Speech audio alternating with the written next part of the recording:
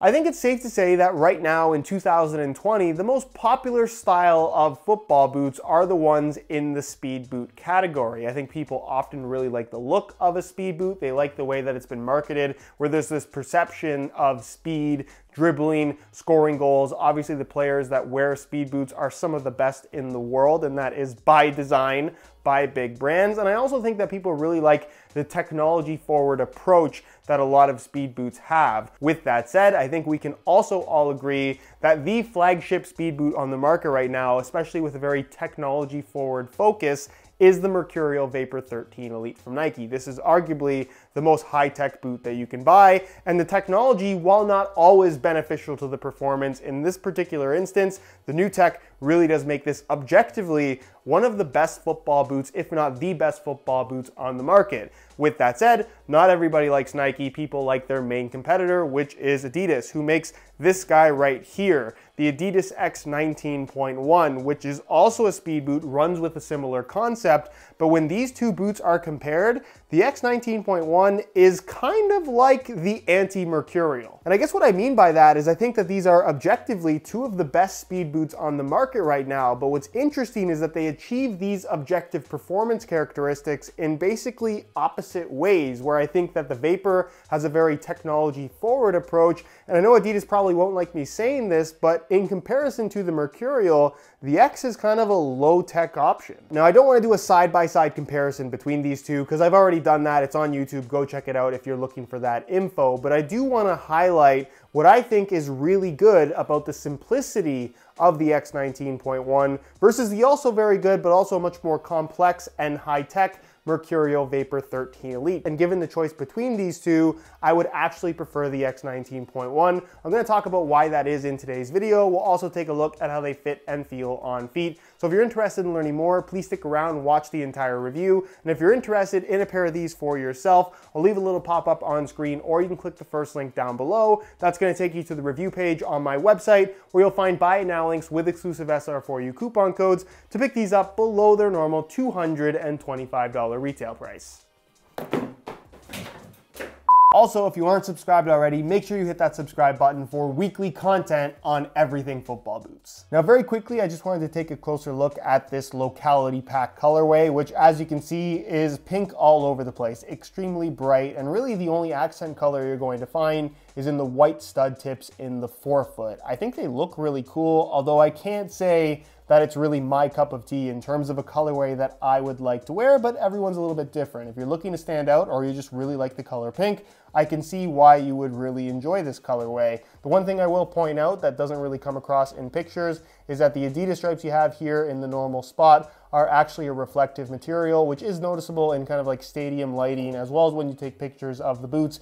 Other than that, they're pretty much pink all over. What's nice about the X 19.1 is that the sole plate does not have a wearable finish. Instead, it has this kind of glossy pink with a pink sparkle in it. It's actually a really nice look. I'm hoping it comes through in camera, but as a whole, it's super bright, it's super pink, and there's really not much else to say about it. Now, when it comes to performance, I did just describe these as a low-tech football boot, which I think kind of comes across as a negative point in the modern football boot market. But in the case of the X 19.1, I think that this is an example of a football boot that is everything that you need and nothing that you don't, which we don't see that often from the big brands anymore. It's been very common for Nike with the Mercurial line that has always been very tech forward, and Adidas is guilty of this as well with the F50 Tunit, is that they put so many new technologies in a football boot that the end result is something that is very cool, definitely fun to look at, but not so great to play in. And with the X 19.1, what they've essentially done with the upper is kept things extremely simple. You have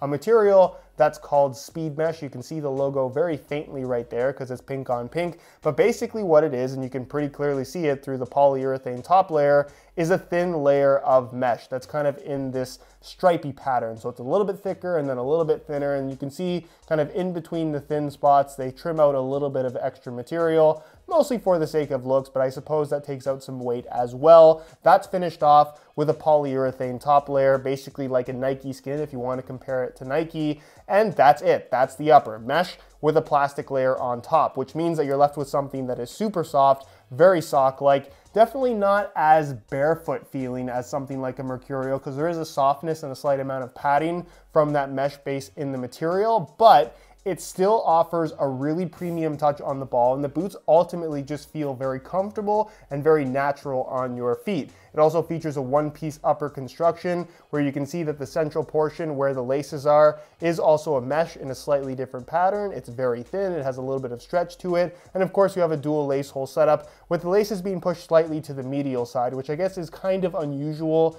in comparison to a lot of other football boots, but it's not something that bothers me whatsoever when I play. The end result with this boot is something that just feels extremely comfortable on feet, and that I think is the main difference between this and the Nike Mercurial right now. Not to say that the Mercurials are uncomfortable, but for me at least, I find this to be one of the most comfortable speed boots on the market right now. Moving to the rear, you'll find that the boots do have a standard low cut, and then internally, this is one of the best heel liners in the business in my opinion. I find it super comfortable, it locks your heel in place really nicely, and I just think it's an interesting concept where you basically have these two kind of pillows. It's like a soft padding, almost a little bit exaggerated. It even has these little grip texturing dots on the surface. Obviously it's lined in this soft synthetic suede material, but your heel kind of pushes into these pillows. It compresses ever so slightly, and it's just very, very comfortable. It almost allows your heel to float in the back of the boot, so it's not necessarily making direct contact right here, but it feels very secure and ultimately is just super comfortable, which means that there's almost no break-in time required, which is something that I'm always a big fan of when it comes to new football boots. The insole, fully removable, pretty straightforward, synthetic suede liner on top, some perforations, and it's made from a single layer of this white foam, which brings us to the base of the boot, where you're going to find something that Adidas has been putting on their football boots since 2010 with the OG F50 Adizero. This is not a sprint frame, it is a speed frame, which is basically the same thing with a different name. The plastic has definitely been changed up a little bit, but it's a single layer of plastic, a little bit more flexible than the OG F50s, I'll give them that. A spine through the middle, so it's got good rigidity. It has an external heel counter directly attached to the sole plate, and then a stud pattern that is kind of, again, typical Adidas in terms of the layout, but when you compare it to a lot of the other models they have on offer right now, this is definitely one of the more aggressive ones with these kind of triangular, almost chevron bladed studs. It's kind of Mercurial-esque in terms of look, but definitely not as aggressive. So from an outright traction standpoint, while I don't think that this is a bad stud pattern,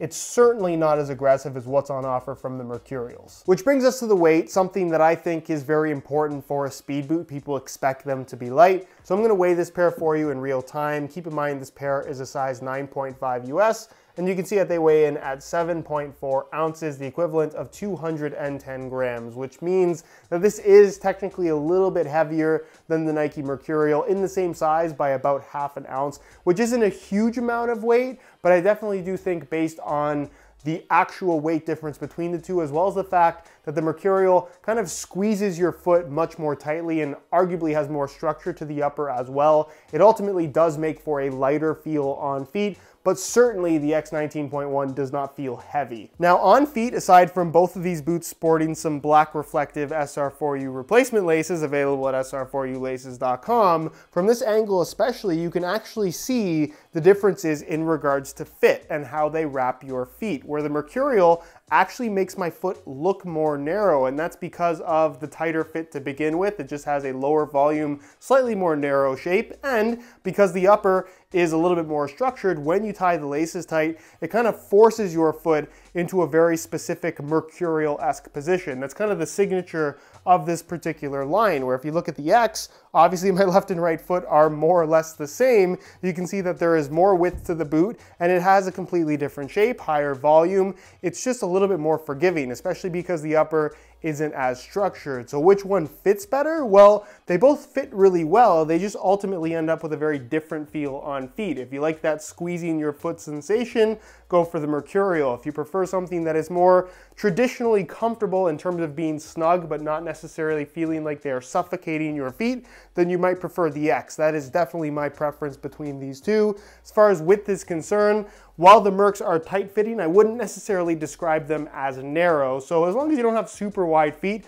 you should be able to fit in both of these boots. Although I will warn you, especially with the X, because of the one-piece upper and the opening that it has, even though they're decent width once they're on your feet, actually getting them on could be a little bit tricky, so something to be aware of. And as far as sizing is concerned, I'm wearing both of these boots in my usual size 9.5 US, so whether you're looking to go for the Mercurial or the X, both of them run true to size. Which leads us into the final question that I wanted to answer in this video, and that is, does more technology result in a better performing football boot? Is the high-tech approach of the Mercurial really better than the low-tech approach of the X? And I think when you're talking about certain objective performance characteristics, you can't really deny that the Mercurial does beat out the X in a few different areas. It's lighter, it's thinner, it fits tighter, it's more responsive, and it has more aggressive traction. If you had worn both of these two boots side by side, every single person would feel that. With that said, and something that I've always talked about on this channel, is while objective performance is important in a football boot,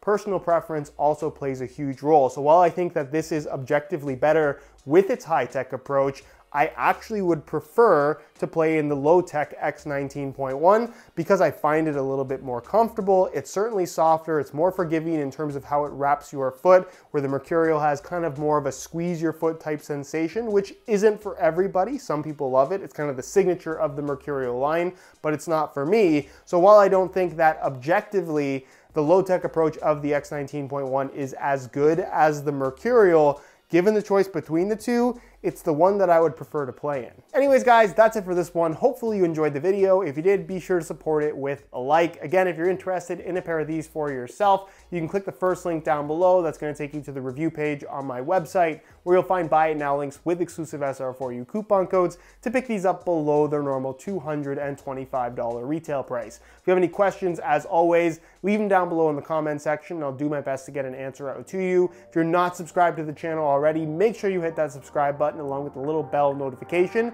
so you get notified when the next new video goes live. You can find all my social media information linked down below in the description as well. And other than that, guys, thank you so much for watching, and we'll see you in the next one.